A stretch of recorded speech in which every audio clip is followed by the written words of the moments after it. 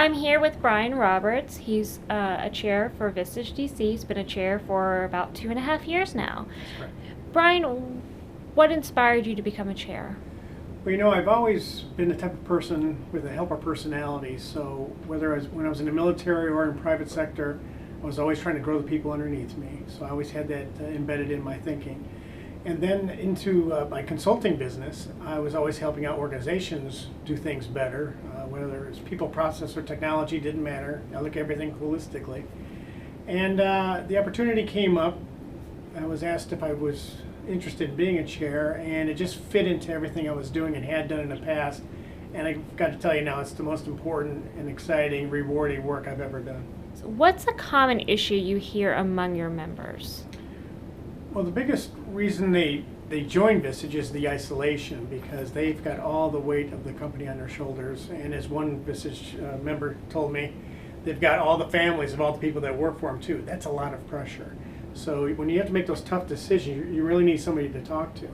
And during the one-to-ones, what I'll have them do is preferably prepare before they meet with me, and I will do the same in case they haven't had time to prepare, because time management is a huge issue with today's CEO too.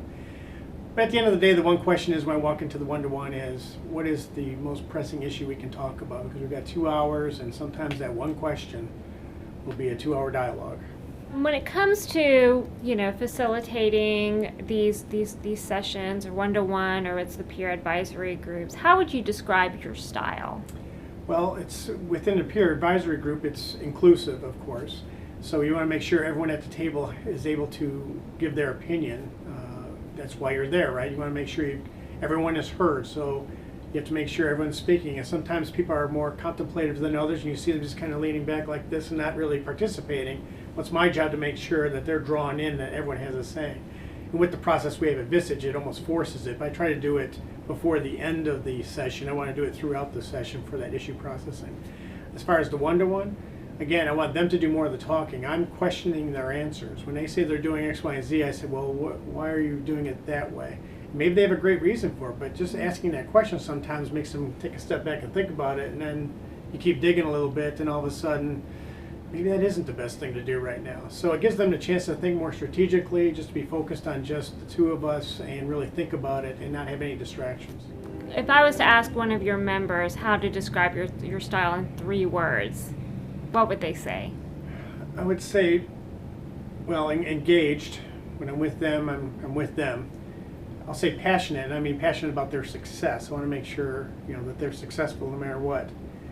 And I would also say that I bring a lot of different experiences to the table. So just from the military to small companies to large companies, servicing small companies and large companies, I've been fortunate enough to have a lot of different experiences, a variety of experience. So I guess help them with their problem solving with my variety of experiences. What are you looking for in a member? Why should they join your group? You really need to be open to growing is the biggest thing. That realize you don't have all the answers, and be open to constructive criticism. And that sounds easy, but believe me, a lot of people aren't open to constructive criticism, so they have to be open to it, because we're going to ask you, what are you going to do to solve this issue or problem that you have?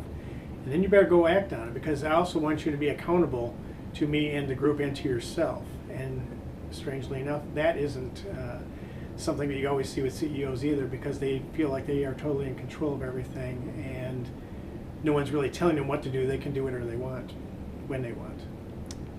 Thank you so much.